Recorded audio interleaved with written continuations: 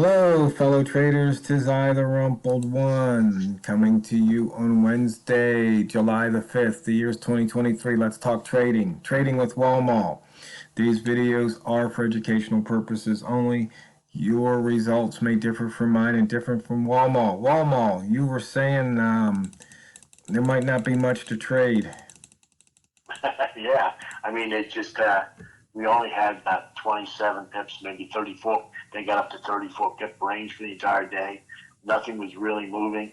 I said, well, I don't know if it's going to be worth trying to do a trading video or not.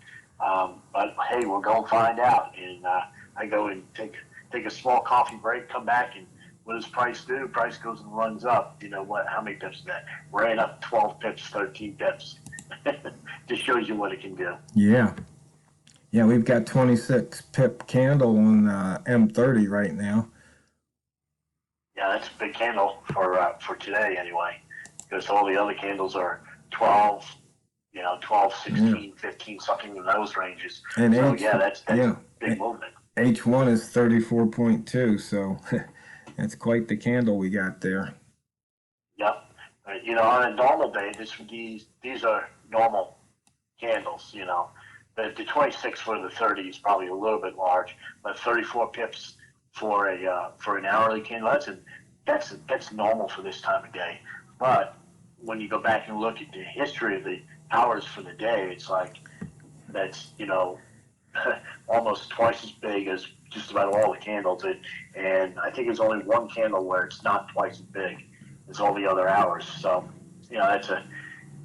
I don't want to call that a return bar or anything because it's a normal size candle, but it just shows you that, even on a day that's kind of muted, price, something can happen and price all of a sudden hits some type of level and says, you know what, I'm done with being here. Yeah.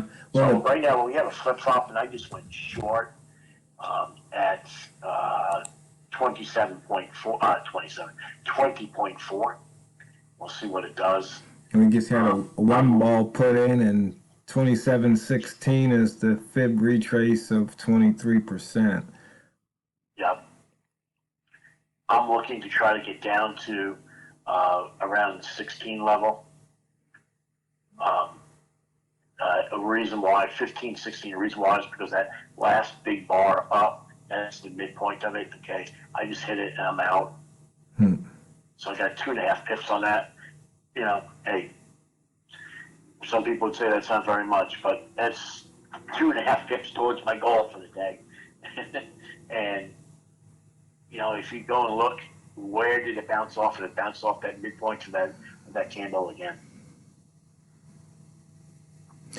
That doesn't mean it's not going to go down and complete it, because there's a good chance that it will.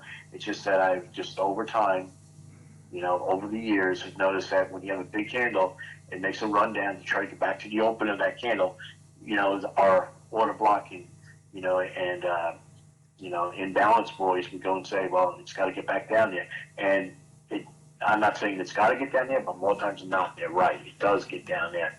But I've also noticed that in the process of getting down there, it goes down and sort of like gets to the midpoint of it. It seems like to test the waters of it, so to speak, and then runs right back on up.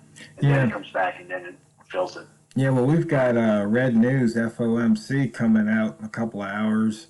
What, about 4 or 5 hours?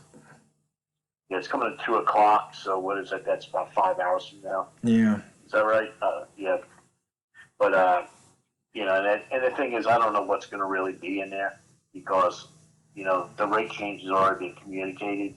So unless they go and say something spectacularly different than what has already been told to the press from the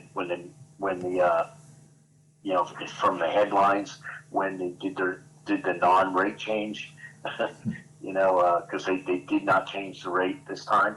However, they did go and advise that they are not unwilling to continue and probably will continue with their march of raising interest rates. And so unless they all of a sudden come out and say something like, hey, we blew it and we need to go and double down on raising interest rates, or they go and say, there's no need, we certainly see no need to go raise it until next year. And what has happened on a couple of occasions, not very often, but on a couple of occasions, by the way, we're challenging that midpointed area again. Midpoint of M1? On M1 from candle, let's see, it would be candle 12. Okay. So we're going back a little bit. So it's the last big push up. So what has happened in these meetings, not very often. By the way, we just completed that return bar. It's not a return bar on mine. Okay, we're coming down to about the 10 level, it looks like. Yeah, well, I consider a 1 minute, anything that's above 7 pips, I consider to be a return bar on M1. And mine was 7.1 pips. So, I didn't get that on M1. You sure you're not looking at M5? Yeah, I'm real sure. Because on M5, that candle, the corresponding candle, that is 14 pips from open to close.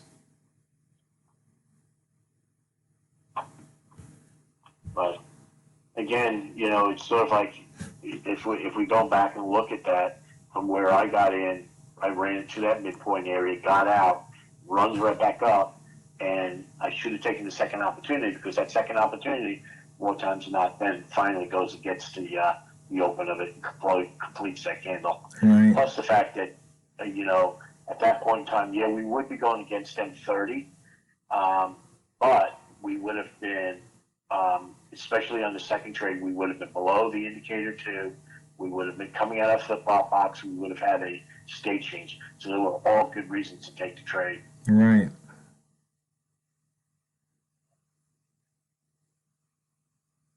So now we just got to wait. So for me, anyway, this is a waiting game here. And there's a good chance it's probably going to run down to the 05 area, 05, 07, something like that. Yeah, well, 06 is the 50% retrace from 3-ball to 3-ball. Yeah. It's just that, we know that from observational point of view, but it's not my trade. Right. And I think that, I said that, before this big move up that we just had, I said to you, well, if we do trading, we have to probably talk about patience, and hey, you have to just sit there and wait. Then eventually you'll get your trade, because price doesn't like to stay in the same area.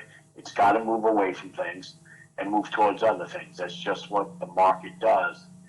And for me, part of that patience also is that if I don't have a trade on the table, I'm not going to take it. Right. It's just not. It's not. Why am I going to risk something that may or may not work out? Right. At that point, we're no longer trading. We're gambling. And I think that's the difference between, people ask me all the time,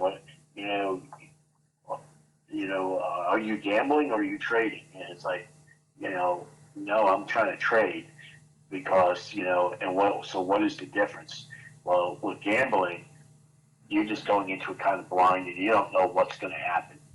You haven't done the research. You haven't gone and figured out, a way to go and manage your money. Whereas trading, you're actually sitting there going and figuring those things out. And that's not to say, like with sports gambling, the reality is there are people who make money on that. Top of the hour. Money. Yep. There you go. But those folks who make money on that type of thing, what are they doing? They're doing all the research. Okay, we got on my charts, we got a brand new H4 candle.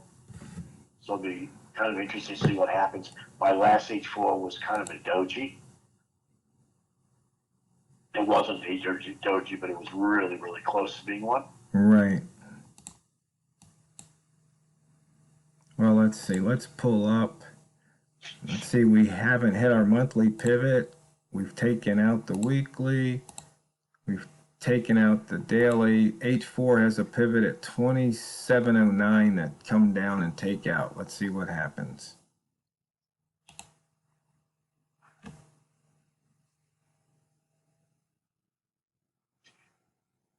Here's a flip-flop potential to the upside. at 16.2, and on the downside, 13.3. I've got it 15.7 and 13.5. It's my flip-flop. Difference in brokers. Yep. Difference in brokers, spreads, you know.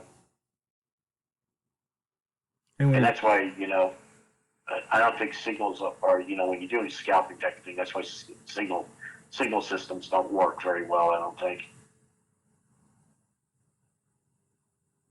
They may work on, you know, on when you're trying to go and do swing trading and such, but not on this, or at least not what I'm doing.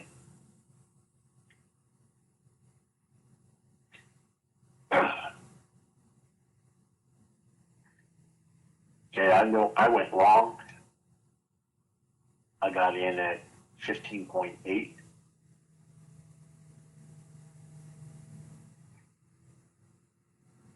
And there's a little jump. One ball just popped its head. Yep.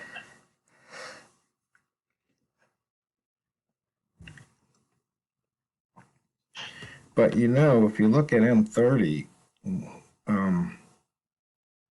we're either going to complete that wick or we're going to complete that body. Yep. We're kind of in a little bit of a danger zone here. Yeah. Well, let's see. It needs to break a couple of M30 wicks if you look to the left.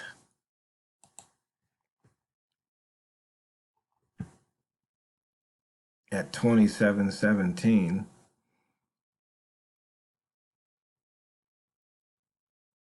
And here we go.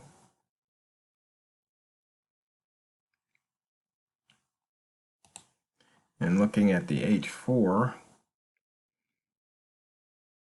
we're in a bunch of upper wick zones from candle 1, 2, above candle 3, candle 4, below candle 5. There we go. Yep. Okay, I'm out with 2.2 pips. Nice shot.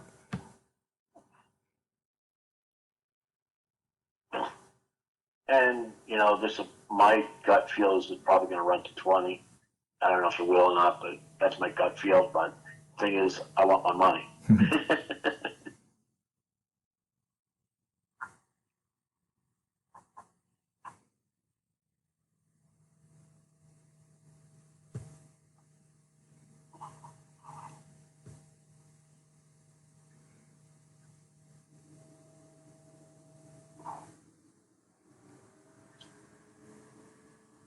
You know, I've been looking at the flip-flop boxes, and sometimes I'm thinking when you get a one ball or it comes back and it comes across the flip-flop high or low line coming back into the box, it seems like a lot of times there's trades to be had there.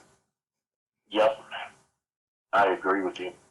I don't do this very often. It's not part of my methodology, but a lot of times I'll trade into a flip-flop box.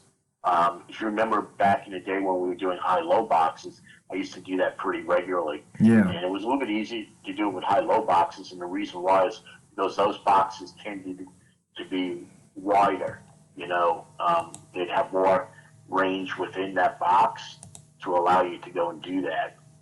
Whereas the nice thing about the flip-flop box is that usually they're pretty condensed, which kind of pinpoints your entry a little bit better.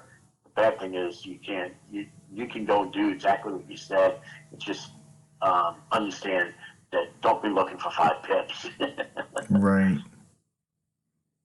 Because what's going to happen is it's going to hit the edge, the other side of the edge, and generally speaking, when it hits the other side of the edge, it goes into a stall where it figures out if it wants to really come out of that box or if it's going to continue to move across that line. Yeah, and you know something, traders? The fastest 15 minutes in trading is just about up. So I hope you enjoyed that session of trading with Walmal. Maybe you picked up a tip or two. Let's hope so. And when you're trading, always remember and never forget, it's not what you trade, it's how you trade it. So go out there and drain the banks. This is the Rumpled One, over and out.